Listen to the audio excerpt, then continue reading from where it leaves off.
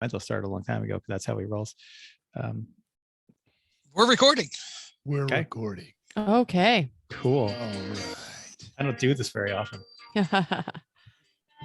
We believe in you. Thanks. Welcome to Everyone Racers, a show designed for the world of low-dollar racing and oddball car culture. It doesn't matter what kind of limit champ or lucky track dog league you run, SCCA or NASA, we're not going to discriminate, long as you drive it hard and build it yourself. Join us every week for tech discussions, tips, tricks, as well as news and notes from the world of amateur endurance racing. Whether it's on the spot, hella sweet, or we're lucky enough that Chrissy gives us just the tip, we're sure you'll giggle a little and learn even less. Everybody report to the paddock. This is Chris. This is Chrissy. I'm Jeff. And I'm Mental. And we are Everyone Racers. You knew this would be a Volvo episode of our episode because it's 240. I mean, really? What else are we going to pick, right? Raise your hand if you've owned a 240. Just Mental. No. All right. Well, sure, we could have In gone. my family has been a 240 Mercedes, which is a terrible car. Oh, you're right. That's a diesel Mercedes, right? Yeah. Yeah. We could. Without the turbo. Yeah. I guess there's a Nissan Datsun 240 also, right? Mm-hmm. We could have done that. Oh, I had a 210. Ooh. Was it a Bumble? Was it a Bumblebee 210? 30 episodes too late. Sorry. Well, now that we're talking about it, I'm like, I didn't have a 240. According to whoever wrote this in the notes, there's also a Corvair 240 and a Cessna 240, but not everyone. This isn't everyone flyers. So producing a range of 2, 4, and 5-door versions, as well as an exclusive Bertone coupe. Over 2.8 million Volvo 240s were made from 1974 to 1993. Holy cow, that's a long time for a single model. It won the European Touring Car Championship in 1978. It was once named USA's cleanest car by the California Air Resources Board, CARB, if you've never heard of them. So if you're rolling deep in the boxy, safe, Swedish shaggin' wagon of love, check out our bingo card because you got plenty of room. Or if you're not driving it, okay, you should check out a bingo card. Today's the day. Bingo card. Today's the day because we're going to talk about all of those things on the bingo card. We already checked. For those watching on YouTube, probably know why. But if you're not watching on YouTube, pull it out anyway. Pull out the bingo card. If you get bingo, take a shot of it. Check it out. Okay. Yep. Okay. Do you want to start? Sure. Okay, great. What you working on, Chrissy? Thank you. I guess I could have said what you're working on, and then that's weird. Okay. So we did a lot of yard work this weekend. I did lawn. We're cleaning all of our beds. We hosted our mother-in-law, and then we hosted a big Easter party. So it was a lovely weekend, and work's a little stressful. It's running me down. It's wearing me out. I come home every day pretty worn out, but I guess I shouldn't complain. But I did have some safety incidents. So you can check Chrissy Talk Some Safety off your bingo card because I dealt with some hazmat issues on Thursday, my 3rd day. And I keep trying to remind people that today is just my 6th day. So I shouldn't be handling the whole world. And I should know everything and training people had to use a very, very large overhead crane because it's my 6th day. You get to use a big overhead crane. I am so jealous. I will, but I'm not trained, and nor am I capable of training people on machinery that's theirs and not something that I am proficient in. So, do you have your own hard hat? No. Do you have to wear one every now and then? No.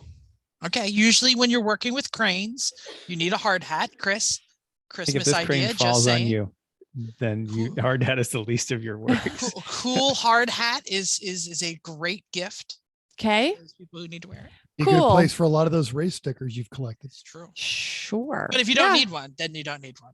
No, it is not a hard hat area. It's not used very often. And what we're carrying is not, if it hit you in the head, it'd be pretty bad, but good point. Noted. I do not need to wear a hard hat. Thankfully, because I have to wear safety glasses all the time. But I did before I got the job. I bought myself some new pairs, so I don't have to worry about all the scratched ones that were coming from the garage. So I'm checking off. Someone talks about something no one cares about. Oh, I care. I'm going to disagree because I also care.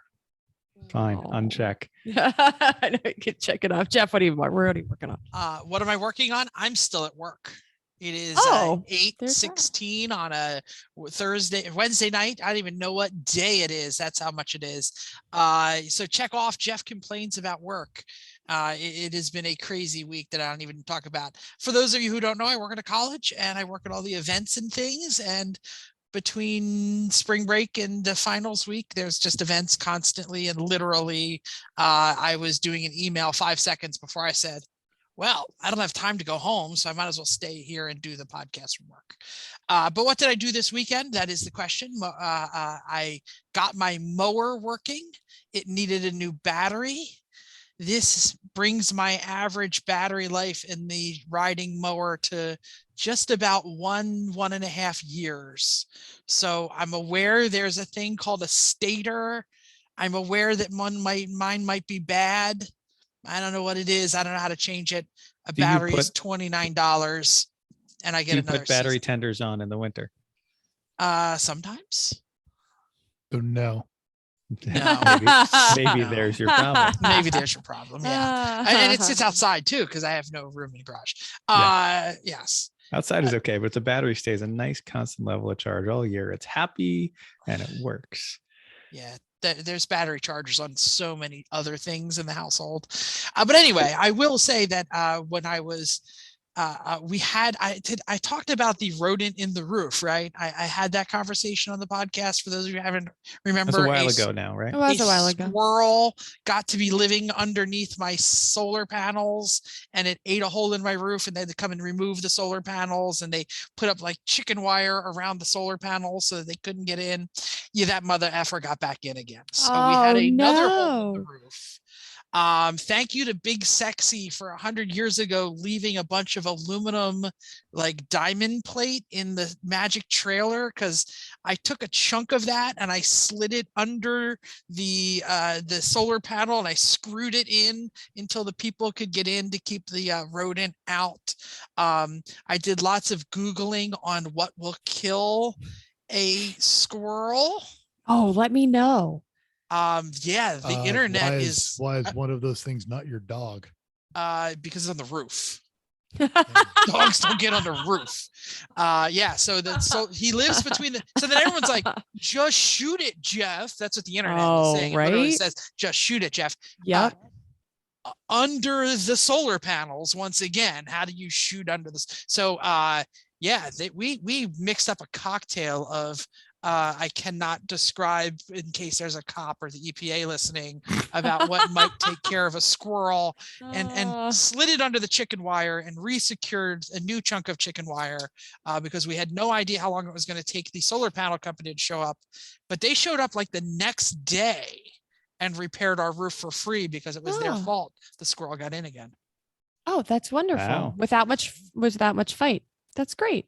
No, literally the guy was like, I'm sorry, this is our fault. I will fix it. That like never happens. Yeah. And it was a little hole about this big, and it was all they need. it was squirrel size. It was this far because I could just reach it with my fingers under the solar panels. I feel like this could be the far? sequel to Caddyshack with the groundhog and Bill Murray, Jeff versus the You know what to kill that squirrel? Roof. Dynamite. That also might kill my roof. Yeah, that was what I was working on. And we obviously had a lovely Easter and went to Pennsylvania and went to Gettysburg, Pennsylvania for Easter. So that was fabulous. That was fabulous. Yeah. Mental, what you got going? We had Pantless Matt and Lisha in for the weekend. They got in Friday night, and then I was doing pit crew work for him while he was chasing the stock class of the Corvette Challenge for Speed Ventures this weekend here at Las Vegas Motor Speedway. He crushed it. It was really impressive. Actually met some listeners and some folks that knew Lemons are, and I got recognized walking down there. Then Sunday, Vicky was feeling under the weather, and our buddy John Polnick, who from Bid Nerds, Durr Fascination, called me up, said, hey, you want to come do some driving for some stuff we're filming on the Rami show? So I got to drive a highly modified AMG G-Wagon Nice. chasing a Porsche GT2 RS around we thought it was a non-use airfield. Then the plane landed. So we just categorize it as an underused airfield. We almost burned down a Porsche 930, but it was a good day. Were you like the camera car, or were you like? Initially, yes, and then we came up with some other dumb stuff to do. So when that episode comes out, watch it. It's a lot of wanton tire destruction and absurdness about drag racing a GT2 RS and a AMG G-Wagon down an underutilized runway. You'd be surprised how quickly you can get a former military vehicle moving. When a plane is about to land on your ass. Yeah. Yes. You put a nuclear bomb under the hood, basically, is what they did. Mercedes have done it. Effectively, yeah. It's a later version. So it's the twin corkscrew supercharged, and then it's gone to a tuner. So it's had some work done to it. Yeah. That's a full 6.3, right? Probably a little more at this point. Yeah. Nice. Cool. That's what you got. I did some yard work. And for car stuff, I did an axle boot on the NSX. This is a good consumer advice of supercar ownership. This is the second repair I've ever made on this car, is in 4.5 years, is one axle boot, and Honda sells the kit to replace the axle boot. It is about $50. It comes with a boot. It comes with clamps. It comes with the C-clips you need to take the axle apart. It comes with the grease. It comes with a new axle nut, everything you need in one little bag with a Honda part number for cheap. So this has to be a non-NSX only part. No, it is an NSX only part. Really? Okay. They sell this. So rather than buy a new axle for $1,200, I just replaced the $50 boot, and it was not that bad. Except when I was putting it back together, I couldn't thread the nut onto the ball joint. This is a Honda problem. It happens half the time. I take the ones apart in the Civic, because one time you put the C-clamp press thing on it, it deforms the bottom of the ball joint stud. So, but I can't really I'm just going to replace the ball joint because can't find that they're available separately. So I'm lying under the car with a file and stuff off, and you can't really get a die onto it, because the die isn't 360 degrees of threads. It has gaps for the material to leave. Exactly. Yeah. Well, the bottom of a ball joint stud is also not 360 degrees of threads, because it has holes drilled in it so the cotter pin can go through. So it just, the two of them, it really only goes so far, and then it loses. Exactly. So it's hard to get it to work. So, but when I found another nut that was the right size, I kind of used that as a sacrificial thread chaser once I got enough done, and that worked enough to get it clean, and that I could get the die on it a little bit, and then it all went back together fine. NSX is all back together, happy with its new axle boot and trans fluid, and all good. Working on Civic a bit, working on ducting and support for the bumper to make sure air is going from the front all the way through the cooling stack, and that the bumper is supported, and that the air intake is not going to suck up water, because it's just right now it's in the wheel well with the tire. If it's raining, it's just going to suck it all up. So it never rains at Lemons events. It's fine. Exactly. Yeah. So I'm trying to deal with that. And on Friday, Chrissy and I looked at 2 potential new tow pigs, new to us tow pigs, to start narrowing the field down a bit. So there's 2 hands. Mental's hand is first. So I saw this when you made the show notes. What has prompted this? Is there just is there something going wrong with the mighty Yukon, or the Canyon Arrow? I've been annoyed by the can't get the damn thing to pass emissions all winter because it's too cold here to get the readiness monitors to set. That's just annoyed me. I've had the truck for 10 years, and at this point, I'm going to, once it becomes non-NSX Corvette season, I'm going to have to daily drive this. Now that we're going back to work, and Chrissy's going back to work 5 days. And when we pared down the field, Chrissy was working home from home. Some I was working home from. We thought 1 day a week, we'll both drive. So fine, I'll take the truck. I'm also just getting annoyed with 4 gears towing up hills. It's just annoying to tow. It'll do it, yeah, but either you're screaming in second, or trying to maintain 60 in third, and lugging, and just I'm not feeling it anymore. And it's never been great to drive. It's always been a good tool, but I don't need it as much as I used to for hauling like building materials and stuff like that. And I just want something a little nicer, and I can afford something nicer. So the dishwashing fairy is apparently also is looking for a tow vehicle he just needs it for a tool. Use it for towing, use it for hauling stuff, using when he's to put all his kids in it. It's perfect for that if you're not driving every day. Expect also you might get an email or a text from Tyler.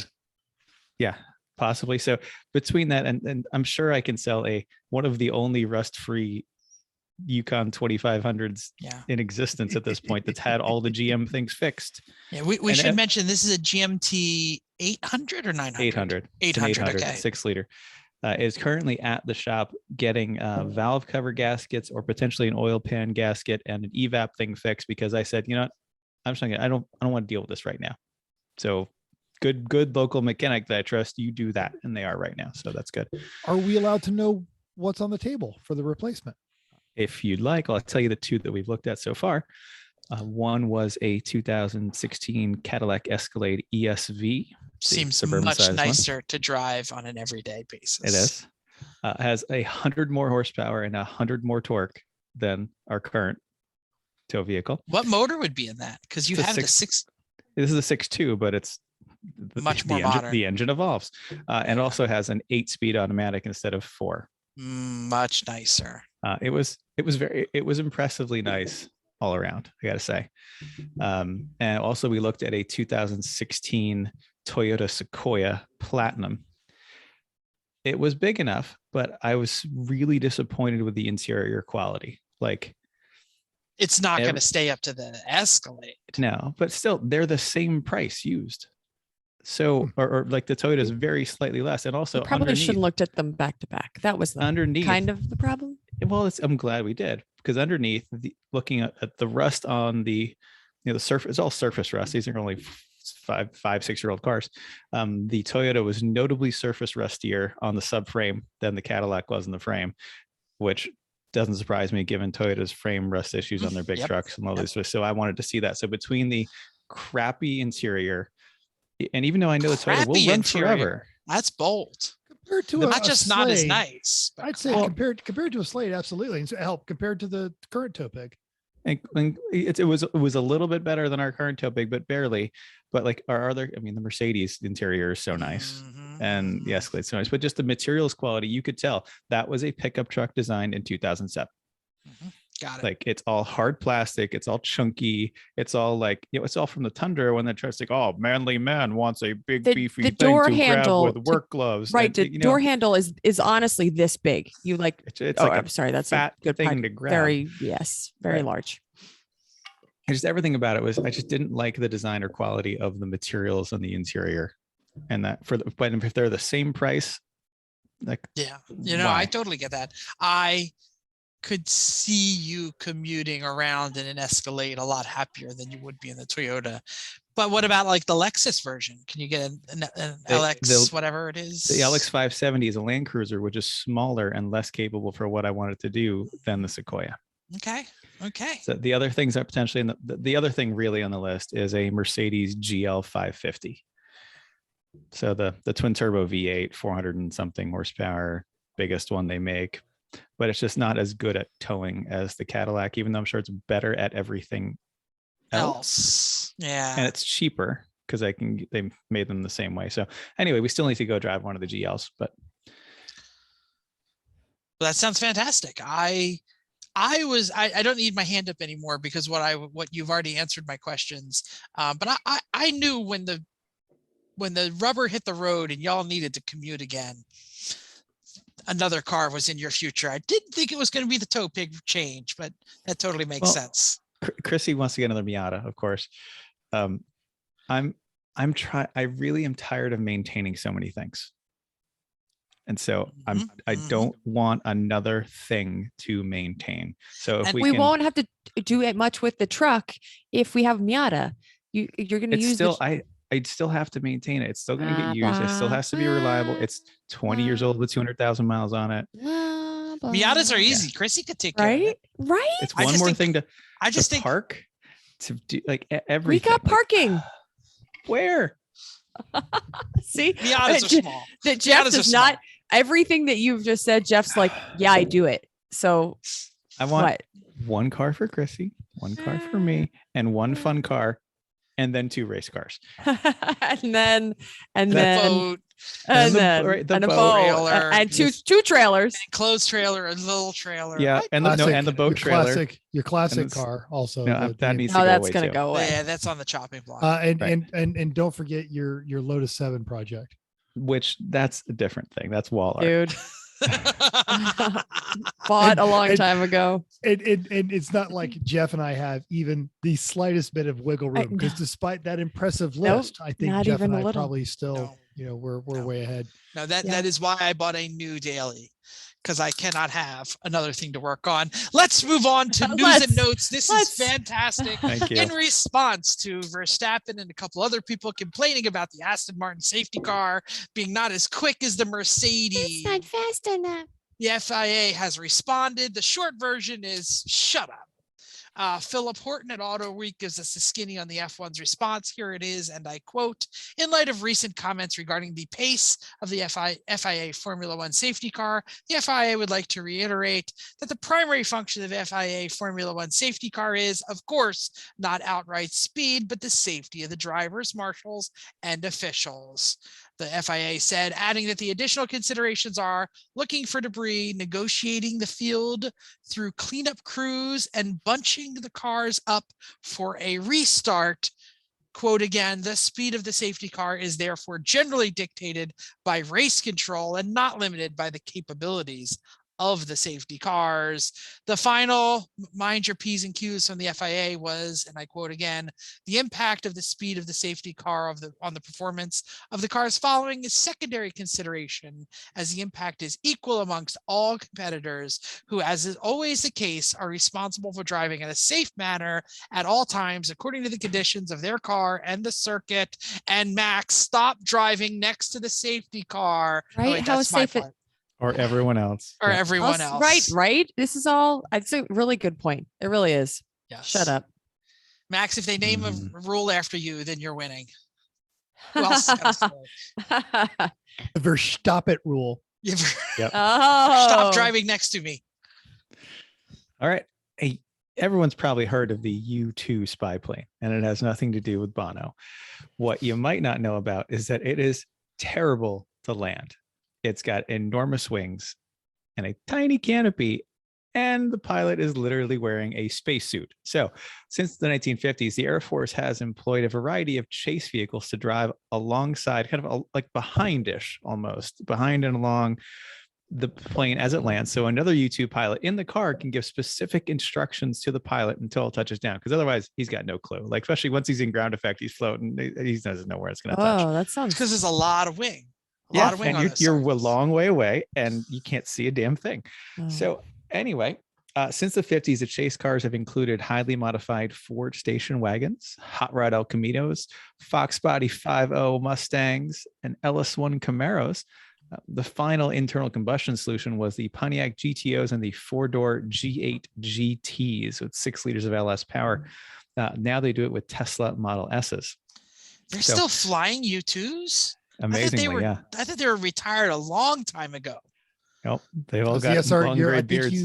you are confusing that with the SR-71. No, I know that. I thought they retired the U2s before a long time ago. I know. Damn things definitely just know the work. difference. Yeah. So anyway, you can now buy one of the four-door Pontiacs that helped land the U-2 spy Oh. planes. And as Brian Sylvester at Road and Track said, he called it a piece of military history that you can drive to Cars and Coffee, adding the phrase lightly hooned to how it was driven. There's a link to the article as well as the GovDeals website included in our show notes. It's a white Pontiac G8 GT automatic. I'm going there right now. That's fantastic. You can't have one. You don't have any room in your house. No, but I really liked these. These were a possible when I was shopping for the Veloster. These G8 GTs were almost impossible to find and stick. The GTOs. These were are all really going to be expensive. automatics. All the government ones are going to be automatics. Yeah. Okay. Well, remember when the new Supra was introduced? It was the darling of SEMA. We all went ding, ding, Ding. ding, ding every time it happened, and all of the automotive news world. Do you remember the biggest complaint? Well, no more. Toyota USA posted a picture of the 3 pedals and the caption, "Did you think we were done?" Colin Wood at Grassroots Motorsports tells us that the proper transmission is more than likely. He also relays that Toyota United Kingdom announced that last week all new tailor-made manual transmission is coming to the GR Supra. The pictures included in the press release are also showed the same 3 pedals. Also, according to the UK press release, manual-equipped Supras will get a unique red Supra badge to differentiate the car from an automatic equipment models. I love that. Link in our notes. See, it's funny. I saw that ad and I assumed they were talking about the Corolla, the GR Corolla. Whoa. Fantastic. Great. So since y'all looking around at a new potential tow pig, maybe it's time to talk about a new trailer. Look, I Not use for my us, trailer. but- Yeah. The trailer for me, by the way, is like external garage. I use it for storage. Everything is living in it. But you guys have air conditioning in yours. You've created a lot of the electrics that I don't have. I could in make it my mine, she so shed it's when true. I want to get away from you. I just thought of this. That's awesome. But do you know where you can look for maybe a new trailer? Let me guess. It might be Racing Junk. Who knew? Hey, The official you wanna- classifieds of if- Everyone Racers. if you want to take your trailer game to the next level, check out this one that Mental found on Racing Junk. It was once Bobby Hamilton's when he won the Camping World Truck Series in 04. Current owner used it for 5 years in Cup and just moved down to ARCA now. It's a 53-foot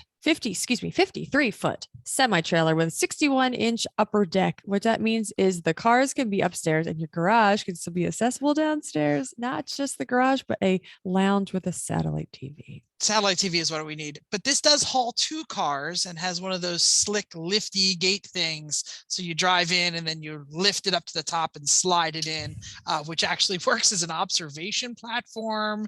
There's a 205 kilowatt generator, all the tools and scales and all the stuff that you need. If you can find that picture with the gate, because that's the money shot right there. It is right there. See that? You drive it into the back. For those of you watching on YouTube, of course, drive it into the back of the tongue there, lift it up to the top and drive the car up top. And that's actually not the observation deck. The observation deck is on the roof of it has fold up safety gates on the roof of the trailer. Awesome. Hey, but that ramp is a great balcony. Let's be honest. It's Mm-hmm. a nice place to hang out. The seller's apparently even going to throw in their pit road toolbox, which also has an observation jack. Although I always feel strange about sitting on the top of those things. Like, Yeah, you know, see, if you unsafe. back a little This too is far. unsafe. Right. Let's see. They've got jacks, pit guns, scoring system, video monitors, a cool down machine, another Honda cool-down generator, a machine? tire cart, gas cart, can cart, the gate, the generator all rebuilt, the An tires. and batteries are $89 new. microwave. Look at that. Yep. Great. Oh, this is That's crazy. awesome. You know what? It's fun to dream. I mean, Chrissy, what could we cook in that sucker, right? Right. We could cook in it and then we could just we're going to have it out front so everybody comes over and looks in alls at it. But yes. I have an idea. Okay. And this worked last year in Pittsburgh when we wanted nachos. Bill, I know you're listening.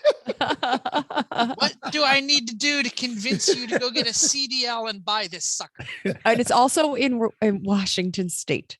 So we also have to then, You got okay, a well, CDL, you go pick it up. I know. Actually, I have a CDL. I could bring it to him if he. There you go. Okay, browsing the classifieds at Racing Junk and as well as basic listings are free. So it's a great place to just dream about what you wish you could have, trailers, race cars, all of that, all parts.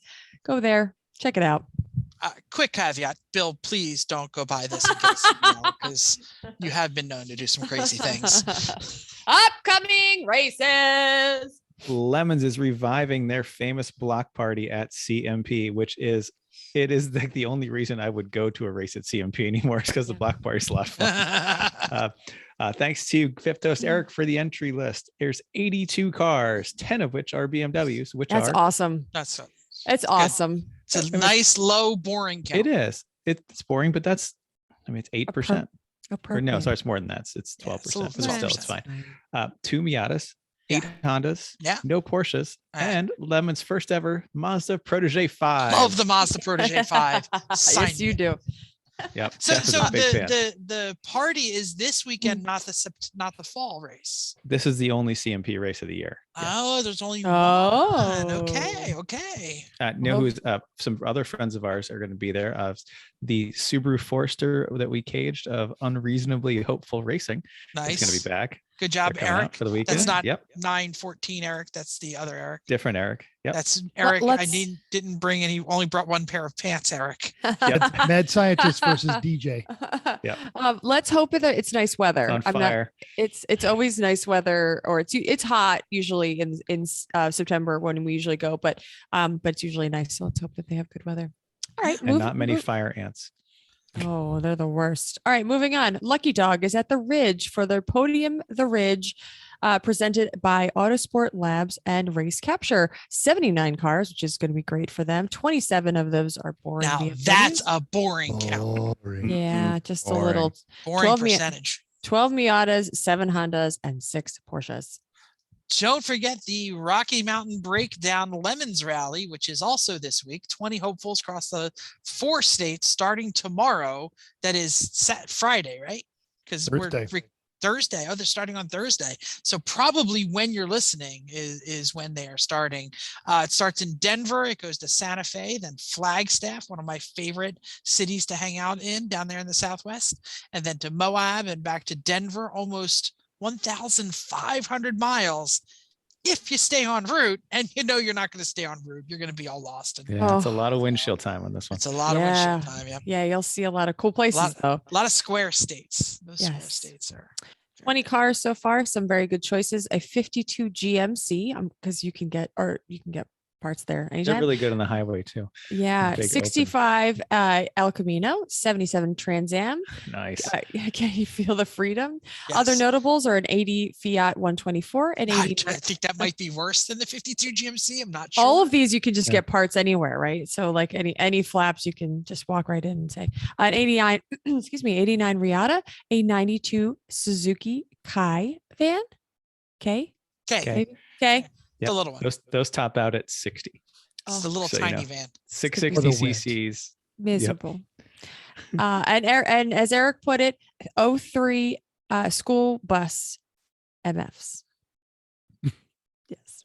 And perhaps most interesting, a 53 MG TD.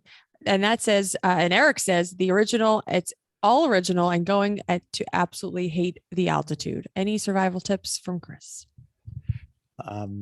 Bring tools and water and patience and you're going to hate yourself. Adjust your SUs ahead of time. And brake tools. You're going to be adjusting your brakes. Fortunately, it's literally a flathead screwdriver through the drum. Yes, click. The spoon, the drum spoon. No, you don't even need that. It is really through the front face of the drum. You spin the wheel till the thing lines up, and you put the screwdriver through, and you go click, and that's adjusting the brakes. It's I adjusted the brakes on my father's 51 TD in 1991, and have not touched it since.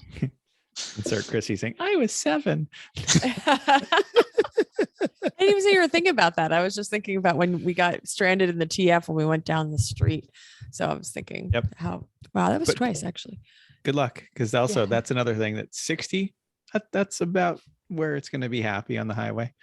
So it's going to be them and the K van and the 52 GMC. This is all remaining cars right there. Cool bus. Yep. Okay. Recent results. Champ Car snuck in a Tuesday race yesterday. The Sunset. I had no idea. The Sunset at PBIR 8 hour was the last race ever run at Palm Beach International. It will be demolished to become a warehouse. Wonderful. 47 cars, 6 BMWs. That's a little right boring. I think it's pretty great. 16 Miatas, that's a lot. 4 Hondas, including our friends at Fat Crack Racing and their Accord, along with 2 Porsches. First was Floridiat Motorsports in an 85 Porsche 944. Wow, that's pretty awesome. Nice. Just a minute and 50 seconds over Blue Steel's Miata. 3 laps back was Marathon Coach Motorsports in a boring BMW. Fat Crack finished 30th after retiring with a transmission issue. If you're cool and you're Marathon Coach Motorsports, go onto the Lemons forum and buy the Checker Marathon that is available out of Colorado and live up to your team name. I don't think they're that cool. I think the Marathon may actually be a company that coaches people to run marathons. Still, it would be great. It would. It's a great business tool. You can totally write that. It is. Absolutely. Yeah. Oh, listener feedback time. Our pit hangover episode. Sorry. John Y said, great recap. We are happy to bury the hatchet with car 43. They ran a great race. Oh, by the way, was the other driver in the Cheat Strong. Yes, we figured that out, John Y. And I said, thanks for the update. Tim B, creator of Chrissy's exclusive shirt there, said, quote, he loved hanging with the 3 p.m. crew and adding sometimes way later than he should have. Yeah. Yeah, it was. A lot of laughs, though. Is he 40% Absolutely. gold and 80% party? He was not, but the other No, person he was there. He was In there fact- when it happened. No, I know it wasn't him, but I'm saying, was he hanging out yes. at the time? Yes, that was it. And speaking of that, Peter A addressed the originator of the episode title saying, thanks all for taking care of our soapy sea lion. I thought he'd gone to bed. No, he didn't. Should he have? Probably. Well, Oh. yes. Alex L says Chrissy was correct. The incident occurred on Sunday. This is the smash BMW of, I don't remember their team name. Stupidly Well, they're misguided. running. Thank you. They're running with garage years. Yeah, there it goes. They did have a spin on Saturday when David was in the car, which broke the front tie rod after the first stint on Saturday. So they had a incident on Saturday, but the big crash into the rear bumper was Sunday. So thanks for the update. Correct. And an additional update, driver Jeremy, he's healthy and fine, just a little sore. They have a plan to rebuild. Good luck with that. You know about how, right. Yeah, that's definitely that wasn't even a question of can you cut it off? Well, nope. That's just a new chassis. Cool. All right. Sim racing. We did some sim racing, right? And I wasn't there. I was Yeah, we supposed did. You weren't there. E1R race, we were at Imola because that's where F1's going to be this weekend. So I thought that'd be fun. First, we were in touring cars and Ron took the win overall there. I was solidly mid-pack and didn't crash and do anything terribly stupid. So I was happy about that. Actually, Corey and I had a bit of a battle as I was lapping him. He did a great job. He picked it up. Second race, I decided that everyone had a bit of a death wish.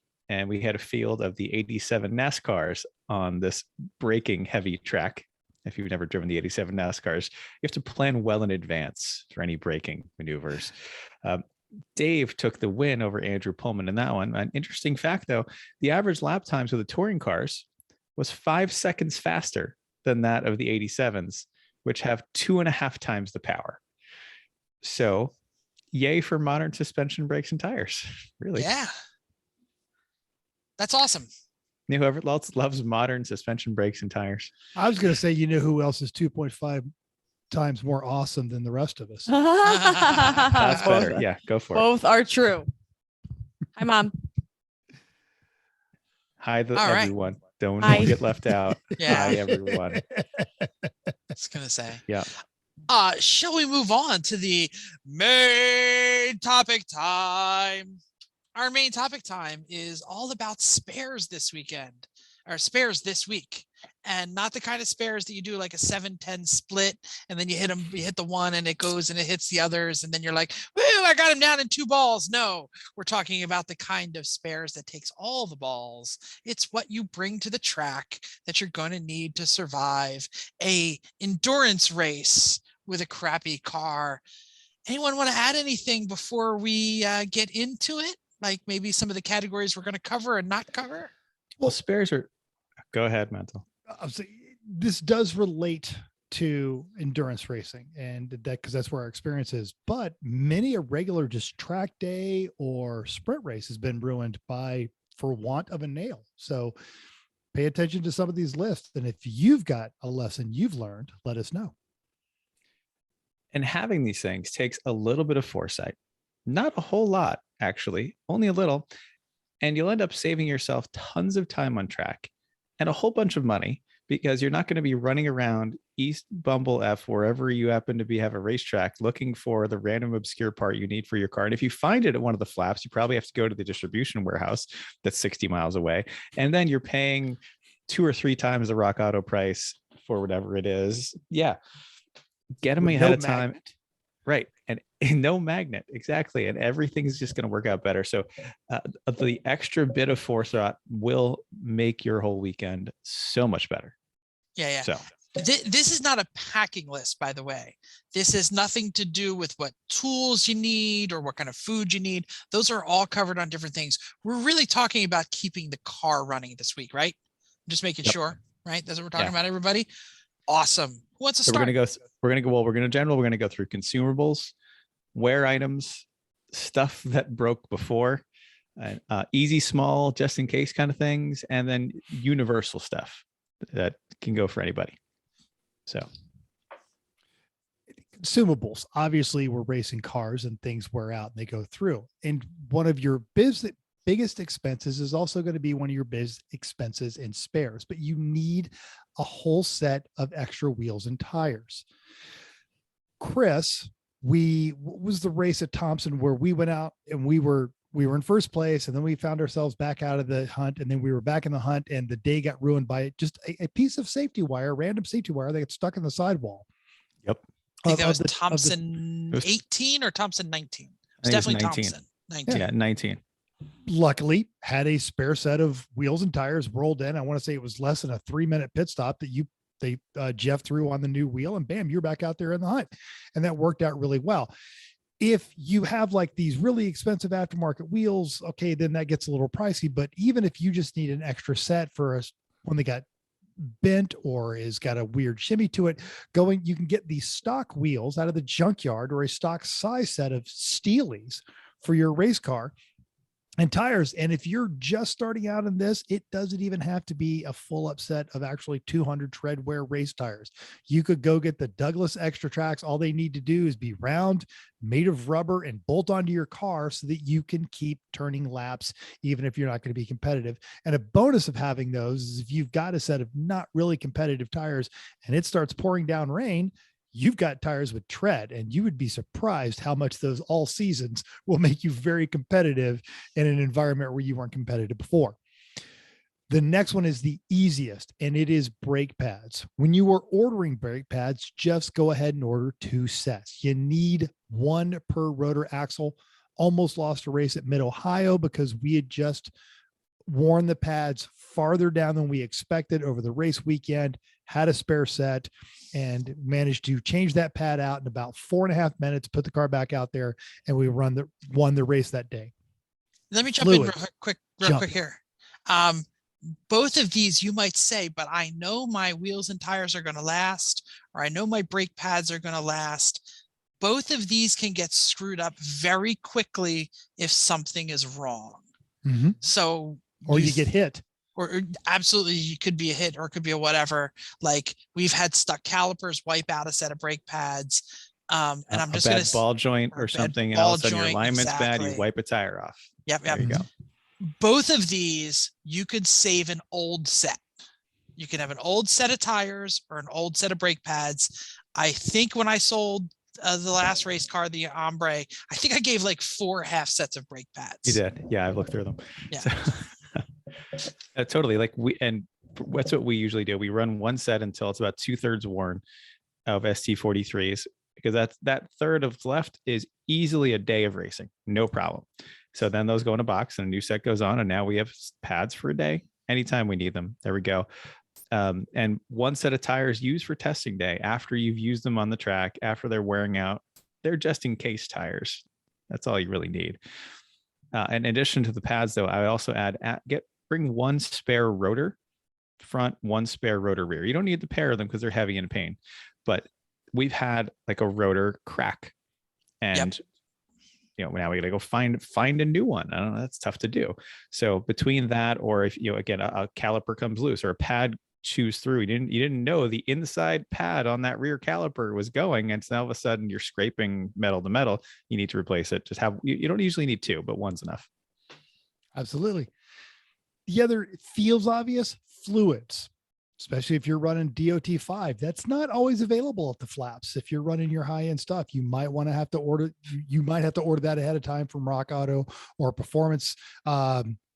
Obviously you're using water in the radiator, but any other specialty fluids you might have to include bearing grease, axle grease, things like that, for the want of a nail, because you're going through the car Saturday night, you're doing okay. You're just doing the once over and, oh crap, we've got to replace this part.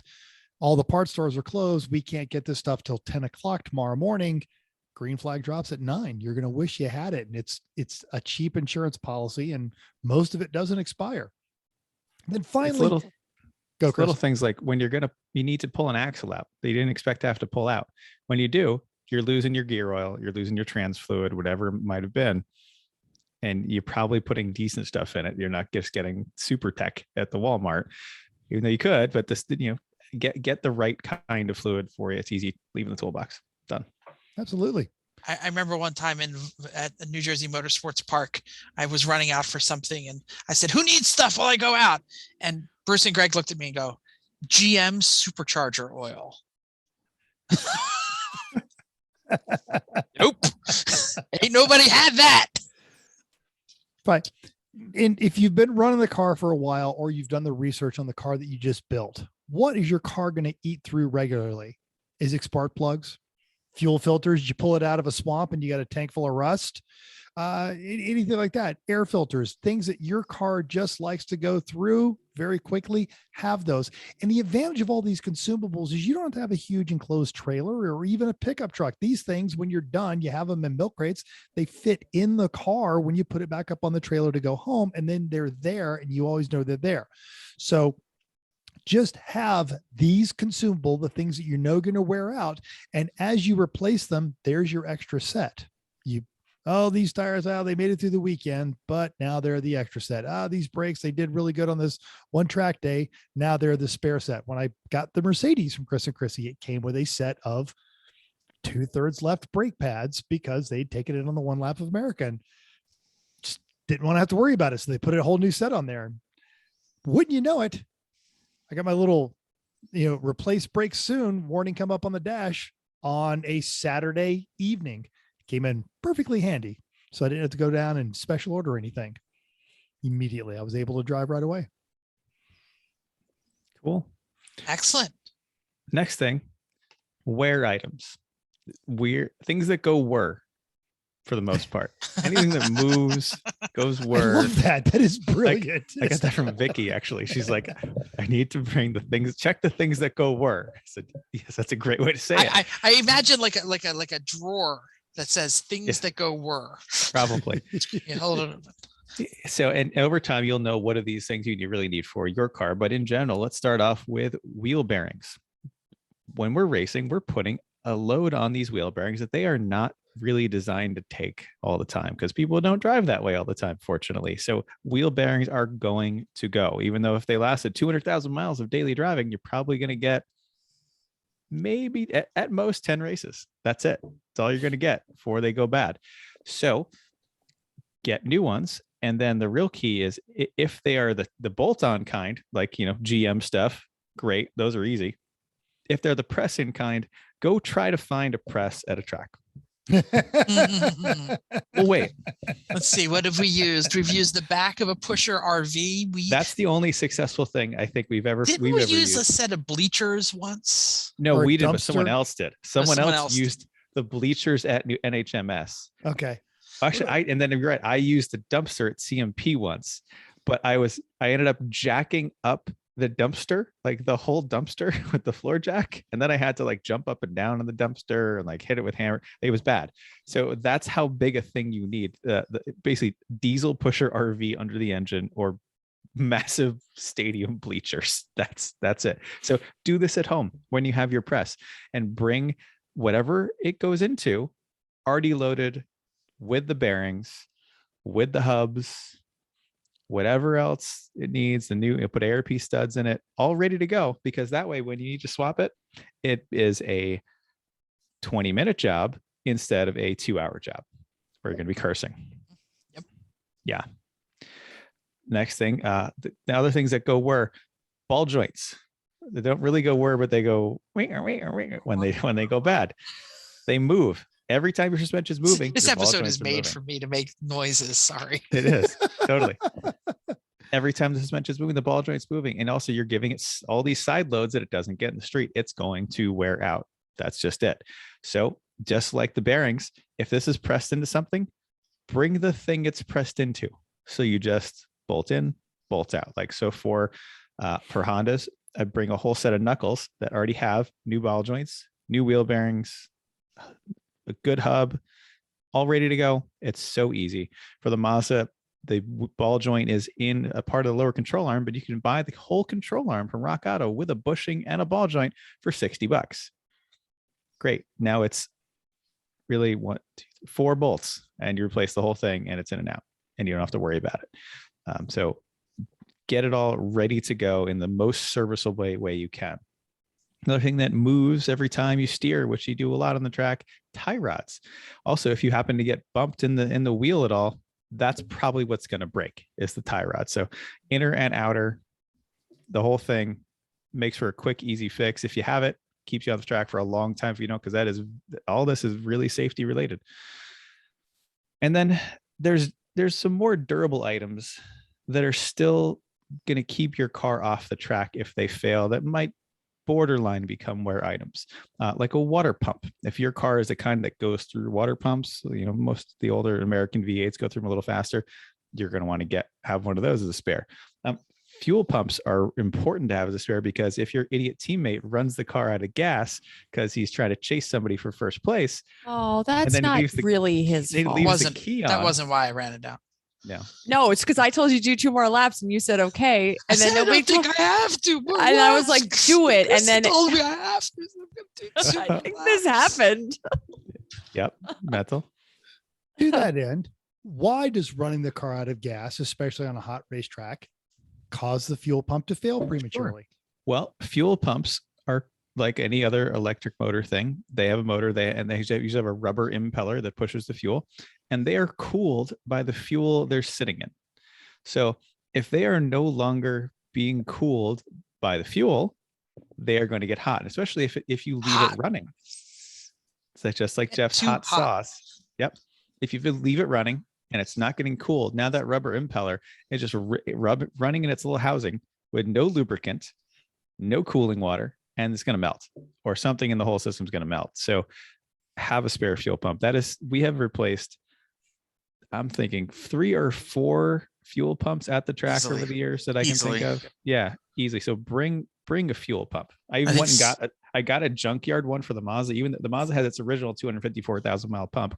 I pulled another used pump out of another car, saying, like, just in case, gonna need it sooner or later. I got the whole assembly. There you go. Because otherwise, on Rock Auto, it was $300, but at the junkyard for 30. It's like, apparently it lasts pretty well, because ours lasted a long time. So we'll try it. Jeff. I'm just going to talk really quick about wear items. Yeah. Things that last forever in a street car will tear themselves apart in endurance racing. You don't understand the cornering loads and the pressure and the everything that we do to these cars until I've said it 100 times. How many times in your road car do you go flat out for as long as you can, and then go as hard as you can on the brakes, and then turn all the time full speed? That's how I drive. And That's then how I go drive. flat out again on the gas.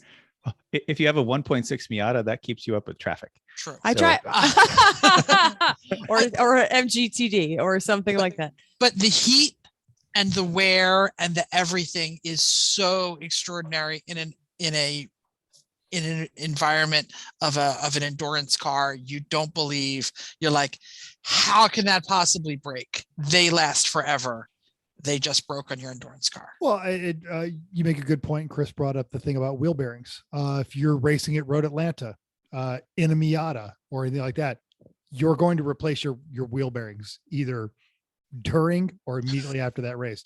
Just the sheer quartering load on the front driver's side wheel, rear or front wheel drive. That's just how you come through turn 12, and it's going to tear it right up. Yeah. All right. Not on wear items, but some of these may be wear items. Every car has weakest links. Every car has something that it does that does not keep up or that breaks frequently, whether it's a bad design or an overtaxed part or just something that clogs a lot in that car. You know, it's kind of the thing that breaks all the time in that car. This is really car specific. I was listening to Bill's podcast. He was talking about Pittsburgh, and he's got a Honda. And what did he say? We needed a distributor because everybody says that the distributors on those old Hondas just don't last long. Well, it's also where everything is. Where Every single thing that's going to fail is in the distributor. It's the coils in there, the igniter's in there, the cam sensors in there. Everything's in there. Yeah. So it's just easy. Pop on, pop off. So do you need a distributor for your car? If it's an older Honda, you do. And this is the category we're talking about. There's things that are just too weak. S10s, the fuel pumps in the tank, we've replaced them. I think we did 3 in the S10s, 2 when it was ours and 1 when it was Bill's. All right. Fuel pumps in old Chevys, in the tank pumps don't last that long. All right. Rear wheel bearings and hubs in the Mazda 3. Right? How many? We've done 2 so far, Chris? Well, we did the 2 brand new ones that I put on, made it through a track day and 1 race and cracked. Like all the way through cracked. But the stocked ones lasted the whole time, lasted the entire life. 250,000 miles. Yep. So you don't know what it's going to be. We've never done a rear wheel bearing and hub in any of our other cars, I don't think. Nope, the ones in the Honda I put on in 2014. There it is. It's car specific. CV axles for front wheel drive cars. That's pretty much a gimme. Front wheel drive cars are not, most of them are economy cars. Most of the ones we're driving are economy cars, I should say. The CV axles are not going to put up to the abuse of endurance racing. If you've swapped a motor, bring twice as many sizes. You're going to need them all. Go ahead, Mental. GM front wheel drive cars tend to change their axle designs mid-year. Even for the same engine and transmission. Yeah. And, do you have an F code? What is the 8th letter of your VIN to know which axle you have? Yeah, terrible. And you're not going to find those parts. A lot of these parts, unlike your wear items, you can find frequently because they break a lot. Ignition coils are everywhere. Why you don't have a spare ignition coil for every single car in your fleet is beyond me. That stuff fails all the time. Again, repeated, heat. It destroys these things. Go ahead, Mental. Tell the story of the almost engine coil swap when the boat was winning. Oh, did we actually swapped it? I think. No, we were waiting. You guys were standing in pits, holding the coil right by our garage, waiting. And as I'm driving, we're in first place in C, and my max RPM gets lower and lower and lower. And we're at a point that I can't go above like 2,600 RPM, but there's like 2 laps left. I'm like, just hang on, baby. Just go hang on. Yeah. It's a fast swap. So we were going to swap it. The Sorry for Party guys have swapped coils, literally pulled in the car and threw in an extra coil and threw it right back out there for the same reason. For newer cars that have individual coil packs, it's a great diagnostic tool. So you get a misfire in one cylinder, boom, just swap that coil out. Yep. Coil and plug, boom. Just, it's an easy, quick swap to see what happens. For our cars, I just buy 4 of them from a car at the junkyard that looks like it crashed. That's why it's at the junkyard. It's not that it didn't run for some reason. It was moving fast enough to crash. I'm going to grab 4 of those, and they're cheap, and they're probably OEM, and they're going to be good spares. Yeah. Wheel studs. We break a lot of wheel studs. We've switched to better wheel studs. We switched to ARP ball end because of this. But a wheel stud can ruin your weekend, and it's $5 frickin' dollars and you can bang it out. So why you don't have spare wheel studs? You have a couple of them. Have lug nuts. Like, you don't want to lose lug nuts. Have spare lug nuts. And your idiot friend kicks the pile of lug nuts as you're working on the car into I the feel grass. attacked today. I don't know what's going on. Oh, You're never gonna see them again. But I didn't say fudge. Yeah. Neither did he. Exactly. Yeah. I've never. I'll step in the oil when we're changing oil, but I've never kicked over the wheel stuff. But anyway, they're cheap. Why they're not thrown in your toolbox, I don't know. The next one is not for everyone, but maybe for just about everyone. Brake calipers. We've had a lot of caliper problems. A shim gets bad. Something just isn't clamping right. You know, like rust on the off season can mess this up. They overheat. This is just one of those things that this is the overheating is going to blow the seals on. Overheating brakes is going to blow. We did a whole episode on this. I don't have to tell you why to get a brake caliper. Maybe you need brake calipers. Put them in your thing. Go listen to the brake episode. Mental. Like Chris was saying, these, especially if it's a specialty item, these are things you pull off that crashed car in the junkyard when you're have a backup. Have a spare pair. Mm-hmm. Or Rock Auto is so cheap for some things, like just so cheap that just do that, leave it in the box it comes in, and someday you're going to need it. Someday, probably. So just have it. Like, especially get on their RSS feed for your particular car for whatever's on wholesale or closeout. And then that's when you buy brake hoses for like $4. RSS feeds for Rock Auto. That tip has just paid for your entry fee to the Everyone Racers podcast right there. Sure. That also seems fairly dangerous if you don't want to spend a whole lot of money. All right. I have a fun topic because I like all these things. Easy, but small, because you never know when one of these things seems like a flat might have it, but you might have something just a little bit different. So let's talk. Oh man, I'm easy and small. I'm thinking about past girlfriends for a moment. Oh, wow. Okay. Not mine, other people's. Welcome to everyone. We got sued. And I guess I could have said something about ex-boyfriends. That's what I was hoping for. It's certainly small. Quick. Yeah. There you go. I did not say that. Anyway, we're talking caps. Oil. That's a good one. But the other, brake reservoir and radiator are my two favorites, because some of these things are like you took it off and you left it and you said, oh, okay, well, you close the hood. Oh, I forgot to put that on. Or we definitely had a radiator cap fail.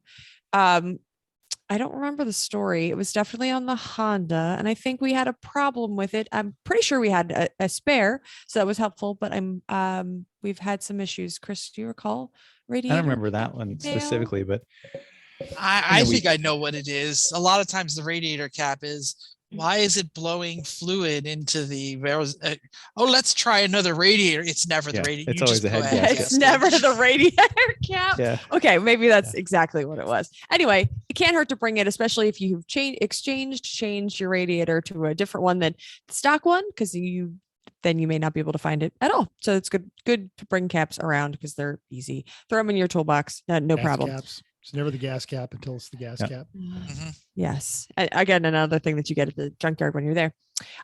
So hoses, I think we have a box of hoses, and I think, so we talk brake hoses, especially if they are braided, if there's something specialty, and a hard line with already flared ends, that would mean you are really ahead of time. So so then you don't have to go to the flaps and try to, even if it's way too long, just make a loop in it and it'll work and get you through the weekend. Because it's already flared, already has fittings. It's enough to get you. I like that idea, because I was trying to figure out how you normally they're too long to fit anywhere, and you're not going to hang it around. And for caps, we talk about oil caps, like on their valve cover, that kind of oil fill cap, because when someone goes to put oil in and they leave it on the cowl, yes, and you go out and it falls off. I literally talked about that. You just weren't listening. You can't just stuff a rag in it. Yep, true. And just don't also double check before you close the hood. So yes, we did. Maybe you should listen to the show. That'd be awesome. Sorry. Major molded coolant hoses. Again, we have a box of hoses that have come in handy for not just us, but other people. And having ones molded, especially if you have a coolant hose that has a bend in it just so that it's not hitting anything, and you bought that one and it fits exactly the way you want it to, maybe you should buy two, because they can't hurt to have extra hoses in your arsenal. Nice. Actually, for some of our cars have weird hoses. Yep. Like the ones in the Civic right now, the lower hose is the upper hose from a Saab 9.5 with a V6. And it's this weird corkscrew you're never going to find again. So we've got extras.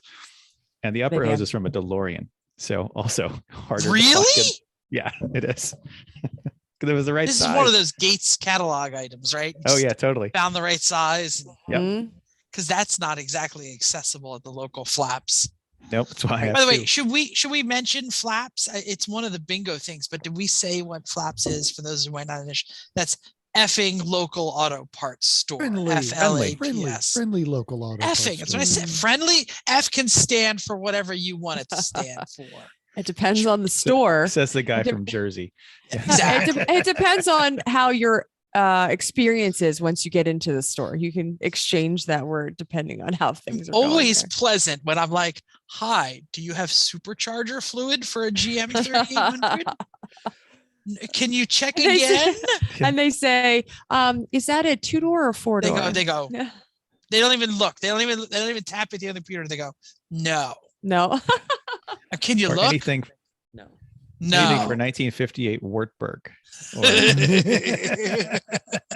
what? Hey, let's talk about universal stuff. Let's go around the room and everyone talk about something that they bring that has like maybe nothing to do with, like, it's not an actual part for the car. Well, I think we already talked about. I talked about hoses. I think hoses and the clamp bag.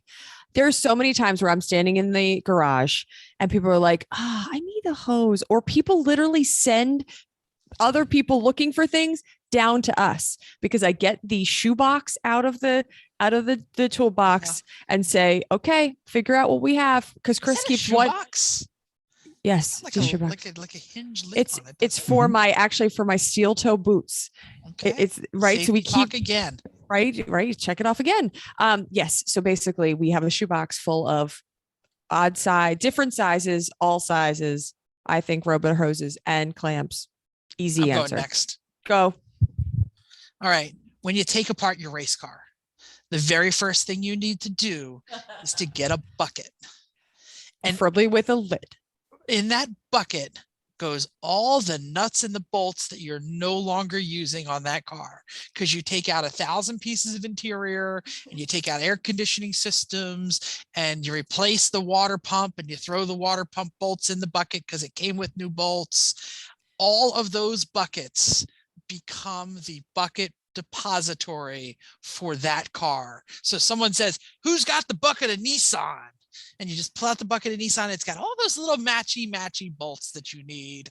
It's better if That's what you got. the bucket is unique.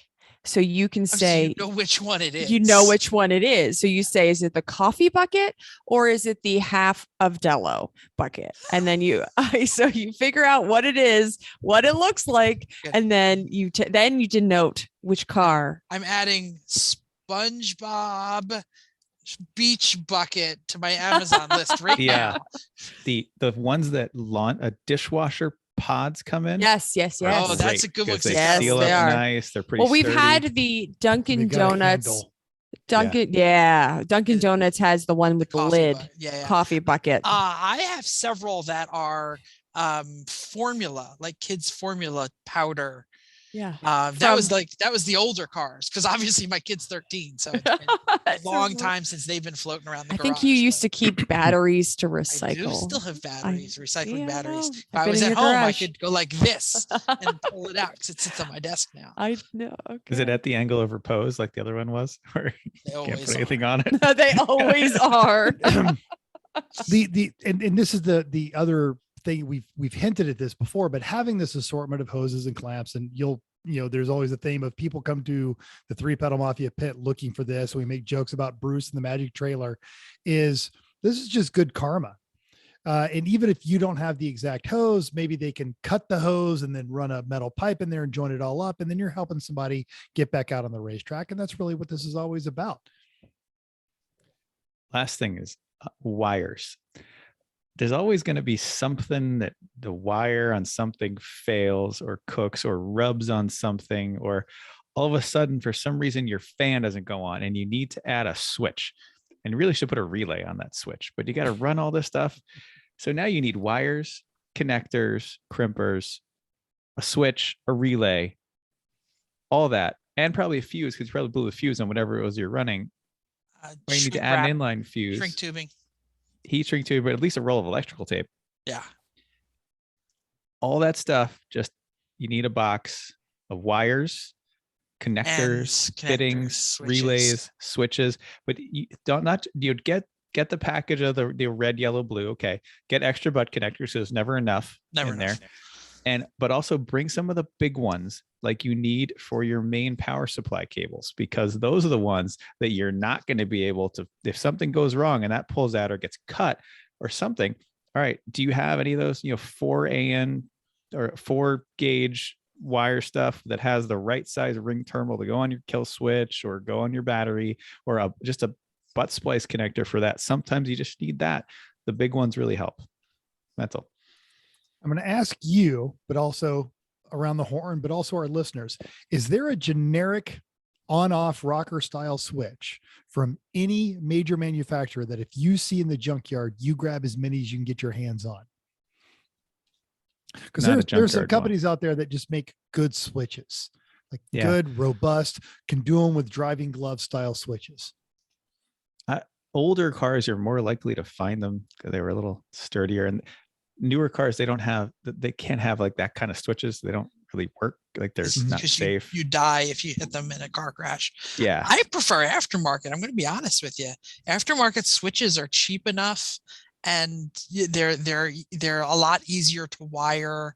So like the off-road light world can make switches in 37 different kinds of shapes, sizes, and they're dirt cheap, and just honestly, the same thing that holds your wire and your butt connectors. You probably have a project that you bought 9 switches for and you only need 7. Throw the extra 2 in. I used to really enjoy conversion vans. They had those nice old school 70s rocker style for the library reading lights. Yeah. Your junkyards in the desert are a lot This is in Georgia than our junkyards. Even still, ours are rusty. There are no conversion vans in a New Jersey junkyard. Not even a little bit. Yeah. Hamza gave us a link back in that show. We had Hamza on talking about design. He gave us a website that he uses for industrial switches. So those are probably the good quality stuff that I would go for. I don't remember what episode that was, but someone can probably look that up. I'll find it. Rental's saying it's going to be. Yeah, but that's the kind of place I would look instead of buying the one at the flaps or buying the pack of 10 for $2 on Amazon. Like spend the $3 a switch for a switch that's going to work. The metal one we have in our car works really well. The metal toggle switches, just old school. Can easily do it with a glove. Solid, no problem. yeah, solid feel to it too. Yeah. Like if it's on, if it's off, right? Yep. Cool. All right. Anyone have anything else they want to talk about before we move on? So if we missed anything, a spare that you have found vital, a non-car part you've talked about, throw it on any of our social medias, get a hold of us, give us feedback, put it down there in the doodly-doo. We'll talk about that in a bit, but I just thought of something. If your car's modern enough to have ABS, bring a spare ABS sensor. I actually have this for the Mazda because its only vehicle speed sensor that it has is the wheel speed sensors. And if those aren't working, the cam phasing doesn't work. So we lose a bunch of power. Cam phasing? Because that's how the car knows how fast it's going to be able to adjust the basically VTEC. Wow. So I have one spare for it. I need to get a rear spare. But anyway, I just thought of that. So there's one for you. Excellent. Who knew? Awesome. Chris knew. That's why the Mazda does so well. That's why the Mazda. Yeah, exactly. That's why the Mazda. No, that's going. Because right. Or so it does keep going. That's yes. All right, everyone, hold on to your butts. Okay. we have a new final segment. All right. Is anyone else as excited as I am on a new final segment? Mental seems pretty excited. Oh my but Mental gosh. seems pretty excited. You I've know, got we've the done intro. Just the Tip. We've done Just the Tip, I think, since the first episode. Yeah. We've done. And you already had just a good Just the Tip this week. It's fine. We can go back. We got next week. Don't worry. We've hella sweeter but terrible, where y'all talk about how terrible of an idea I or Mental have. We have On the Spot, where I ask a question that no one has ever heard of. And we have a new one called JOG. Just One Goat. Who wants to introduce our new segment? So this was something that whrrrr thief Aaron came up with in our listener feedback, and we're going to give it a try. So he said it's the goat or just one goat. And it's just one goat in Jeff's mind. Yeah. If you don't know the just one goat joke, go look up just one goat joke. We'll wait. It's linked on our Reddit Just thread. one goat joke. He's Absolutely. It's there. Don't worry. It was at originally work. popularized You're at by work. it was Lenny. actually popularized by Paul McCartney, I think, told us on the Tonight Show back a long time ago. So anyway, it's a great joke. We use it all the time. So Aaron said, let's give us a try. So Jeff, keep going. All right. From whrrrr thief Aaron on our Facebook. We had a discussion linked in our show notes. And we had it on our Reddit. Wow, people are on our Reddit. Every week I hear from Mental something about Mercedes-Benz and how many F1 titles they have. It's 8 consecutive Formula One Constructors Champions, which, by the way, is more than anyone else. Thanks, Mental. We need to add that to the bingo card. Yeah. and Mercedes, and nobody can mention a Mustang without asking how many bystanders were plowed over. Mercedes does hold the record for most bystanders in one swipe, thanks to the 1955 running of the 24 Hours of Le Mans. Pierre Lavang killed 83 spectators and injured nearly 180 more. If you don't know about this story, Ding. Sorry. If you don't know this story, you don't know about the 24 Hours of Le Mans, and you should check out the tragic history. The link to that story is in our show notes. Oh, excellent. But anyway, not even the glory days of Group B Rally can touch that many bystanders, let alone every Mustang and every Cars and Coffee combined. So Mercedes, goats, just one goat. Let's keep moving on. I actually had a book about this when I was a kid. And people got knowledge from books, and it was the story of this horrible accident. 83 killed, 180 more injured. One of the quotes in the book is a woman started screaming, and the responders couldn't find out why she was screaming. When they finally said, "You don't appear to be injured," she said, "A foot fell on me." Now, what had happened is, sorry to laugh.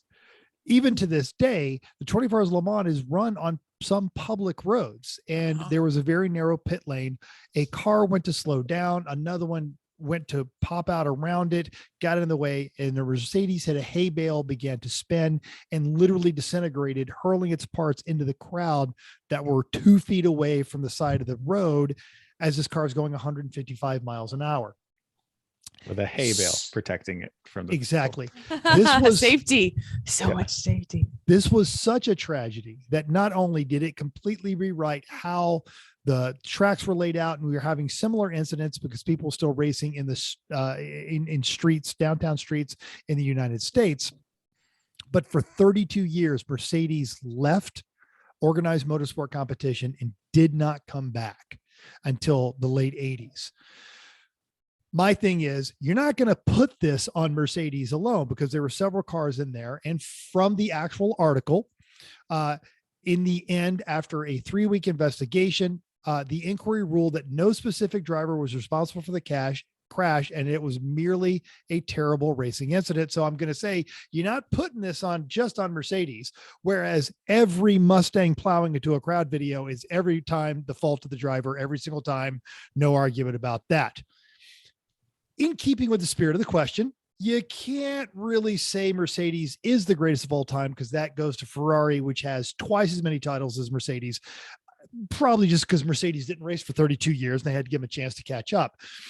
So I'm going to have to actually go with just one goat. All right. And to clarify, for the few people who might not know what we mean when we say goat, not just one goat, but goat is acronym for greatest of all time. So.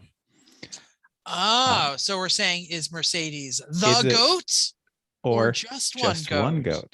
Oh, Jeff finally gets the joke. Even I though we read finally it. get it. Okay, good. That's what you get for being at work all day and not reading Yeah. the show notes before they get there. So, All right. so Mental says Just one goat. just one goat. Don't blame Just one Mercedes. goat. Yeah. I'm gonna go with that too. I like that. I also gonna. Oh, sorry, Chris. Do you want to say? I was going to say that is a long time ago. I don't think one big incident builds a reputation. Lots of repeated incidents builds a reputation. For example, Mental and Jeff each may have finished one project. Between May us, have. between I the think so. two of us, But- we finished. It's the repeated incomplete projects and lack of progress that builds the stereotype. So I'm going to say this is the just one goat thing has not followed them forever. Like that's why the Mustang, that's why it sticks to the Mustangs, because it happens all the time. It's not one dude plowed down a mall full of people. It's everybody with a Mustang leaves cars and coffee falls down like two people. So that's the difference. I am ready to answer this question, and it is definitely just one goat for both, and this is why. Mercedes has had a track record of 8 world titles, or whatever the hell the number is. Consecutive constructors. Thank you. Formula One champion. All Talk in the over 'em. same, all in the same era, because the turbo cars, they dominated the turbo cars, and Lewis Hamilton may be the actual GOAT. And now I'm going to bring it to the Mustangs. It's also just one GOAT for the Mustangs and not really a thing that they do all the time, because just as many Camaros and Vipers and other things and Guys with poke, like yeah, you guys with you could put this on a lot of them. right. That's what I'm saying. They're not the only GOAT effers out there. It's not just the Mustangs that F goats. It's all of you idiots who lay into the gas, leaving your cars and coffee. Just one GOAT all around. You guys all put out pretty good ideas here. I'm struggling. I'm not swayed one way or another. I think I do think that Lewis Hamilton might be one of the GOATs. I think that I like the idea that it's not just like Mercedes has been doing good things for a long time, but it's just an era. I mean, I don't know. You guys bring up all good things. I don't know. I can't. I like. Go ahead and wax about Mustangs. I mean, it's not just Mustangs. Want Like you everyone to said. the Waterfest to want to see something stupid, Right? This is what I'm saying. I know I don't see a lot See? of Waterfest oversteering because they have a solid rear axle, and then on it, but they do. They're a lot of dumb dumb stuff. and They don't do know how other to dumb drive. things. Don't worry. Yeah. They drive flat out, like we talked about earlier. Just in Ocean City, Maryland, for no reason. So I don't know. I'm kind of in the middle on this one. That's okay. Who cares? Let us know what you think. Check out our Facebook discussion on this, or Reddit. We're going to put it up there. If you have any ideas on our ending segments, if you want to come up with a new idea for us, drop us a line in any of our social media or any of our email and that good stuff, because we want to hear from you. And if you're watching on YouTube, right down there in the doodly doo. That sounds As great. we move on to the next show promo, Chrissy, tell us what's coming up next. Okay, it's story time. We love story time. We always get a lot of laughs. We're going to talk about our memories. So what was your greatest and worst memory on the track? Did you learn anything? We're going to tell some of our best memories, and we hope you're going to share some of yours with us, and then we will talk about them too. Yeah, these are on track memories, right? Correct. We're not talking paddock memories because that could be. We might have to check with our lawyers. Oh, that's a lot. Make sure I'm not sure I remember a lot of paddock stuff. I don't either. make sure enough That time seemed like a has great idea at the passed. time. Oh my Yeah. God. I have so many of Yes. them. We're talking about in the car. on track, in the car. Yep. Driving fun, driving bad, all those good things. And if you've there's had those, plenty of let bad to us hear know. about, don't worry. Mhm. Yeah, absolutely. So thanks for downloading us. We hope you enjoyed this week's edition of Everyone Racers. We also hope you'll join in the world of driving, racing, and building because everyone can be a racer, even you. If you enjoyed this podcast, subscribe. It's totally free and worth what you paid for.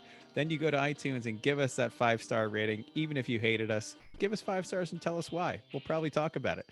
If you have any questions or show ideas, drop us a comment on any of the social medias, Facebook, Everyone Racers, or email us, everyone.racers@gmail.com. You can text mental pictures of your junk, 484-243-0455. He loves junk pics.